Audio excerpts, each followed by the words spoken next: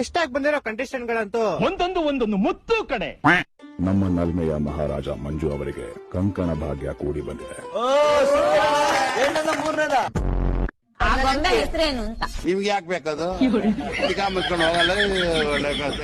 ಅಕ್ಕ ಗೊತ್ತಲ್ಲ, ಚೈತ್ರ ಕುಂದಾಪುರ.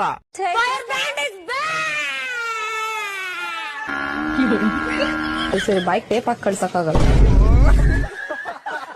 ಪರ್ಸನಲ್ಗೆ ಅಂತ ಬಂದ್ಬಿಟ್ಟೆ ಸಪ್ಲೈಯರು ಅಲ್ಲ, ನಾನು ಅತಿಥಿನೂ ಅಲ್ಲ.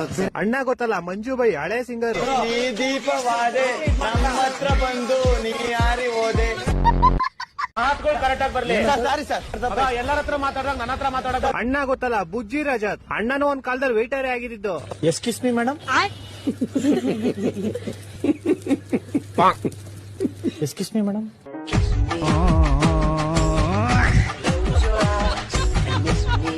ನಂಗೆ ಇಷ್ಟ ಗೆಸ್ಟ್ ಗಳು ನೋಡಿ ಏನ್ ಅನ್ಸಿದ್ದು ಅಂದ್ರೆ, ಇವ್ರ ಜೊತೆ ಪ್ರಶಾಂತ್ ಸಂಬರ್ಗಿ ಅವರು ಬರ್ಬೇಕಾಗಿತ್ತು. ಅವಾಗ ಇವರು ಗಿಲ್ಲಿ ಜೊತೆ ಕಿತ್ತಾಡ್ತಿರ್ಲಿಲ್ಲ, ಇವರೇ ಕಿತ್ತಾಡ್ಕೊಂಡು ಆಚೆ ಓಡೋರು. ಮೊನ್ನೆ ಎಪಿಸೋಡ್ ನೋಡ್ ನಂಗೆ ಫುಲ್ ಖುಷಿ ಆಗೋಯ್ತು ಗುರು. ಗಿಲ್ಲಿ 1 ವರ್ಸಸ್ 5 ಆಡ್ತಾವನೆ.